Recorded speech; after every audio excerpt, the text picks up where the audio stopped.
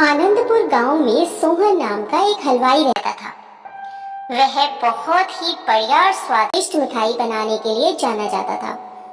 इसकी वजह से उसकी दुकान पूरे गांव में बहुत मशहूर थी। पूरा गांव उसी की दुकान से मिठाई खरीदता था। वह और उसकी पत्नी मिलकर शुद्ध देसी घी की मिठाइयाँ बनाते थे। इससे मिठाइयाँ काफी अच्छी और स्वादिष्ट बनती थी। हर रोज शाम होते होते उसकी सारी मिठाइयाँ बिक जाती थी और वह एक अच्छा खासा मुनाफा कमा लेता था।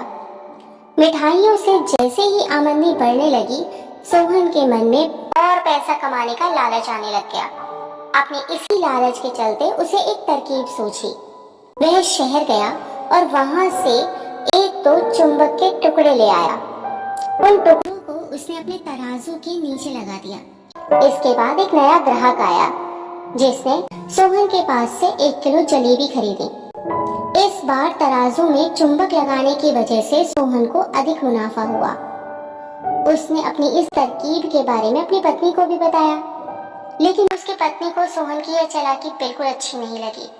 उसने सोहन को बहुत समझाया कि उसे अपने ग्राहकों के साथ इस तरह की धोखाधड़ी नहीं करनी चाहिए, लेकिन सोहन ने अपनी पत्नी की एक न सुनी और वो हर रोज तराजू के नीचे चुंबक लगाकर अपने ग्राहकों को कम सामान देने लगा और धोखा देकर अधिक मुनाफा कमाने लगा। इससे सोहन को बहुत खुशी हुई। एक दिन सोहन की दुकान पर रवि नाम का एक नया लड़का आया। उसने सोहन से 2 किलो जलेबी खरीदी। सोहन ने उसे भी चुंबक लगे तराजू से जलेबियां तोलकर दे दी। रवि ने जैसे ही जलेबी उठाई तो उसे लगा कि जलेबी का वजन 2 किलो से कुछ कम है। उसने अपना शक दूर करने के लिए सोहन से दोबारा से जलेबियों को तोलने के लिए कहा। रवि की बात सुनकर सोहन चिढ़ गया। उसने कहा, मेरे पास इतना फालतू समय नहीं है कि बार बार तुम्हारी जलेबियों को तोलता रहूं। इतना कहकर उसने रवि को वहां से जाने के लिए कह दिया। सोहन मिठाई वाले की बात सुनने के बाद रवि जलेबी लेकर वहां से चला गया। वह एक दूसरी दुकान पर गया और वहां बैठे मिठाई वाले से अपनी जलेबी तोलने के लिए कहा। जब दूसरे दुकानदार ने उन जलेबियों को तोला तो जलेबी सिर्फ 1.5 किलो ही थी। अब उसका शक यकीन में बदल गया था। उसे पता चल गया था कि सोहन मिठाई वाले के तराजू में कुछ गड़बड़ है। अब उसने तराजू की गड़बड़ को सबके सामने लाने का निश्चय कर लिया था और उसके लिए वो खुद एक तराजू खरीद लाया और उसे ले जाकर सोहन मिठाई वाले की दुकान के पास ही रख दिया। फिर रवि अपने सभी गांव के लोगों को वहां पर इकट्ठा करने में लग गया। जैसे ही लोगों की थोड़ी भीड़ बढ़ने लगी तो उसने गांव के लोगों को कहा कि आज मैं आप सभी लोगों को एक जादू दिखाऊंगा। यह जादू देखने के लिए बस आप लोगों को सोहन मिठाई वाले से खरीदा गया सामान एक बार इस तराजू में तोलना होगा और आप देखेंगे कि कैसे सोहन मिठाई वाले के तराजू से तोली गई मिठाइयाँ इस दूसरे तराजू में आने पर अपने आप ही कम हो जाती हैं। कुछ देर बाद 1-2 लोग मिठाई लेकर रवि के पास पहुंचे तो उसने ऐसा करके भी दिखा दिया।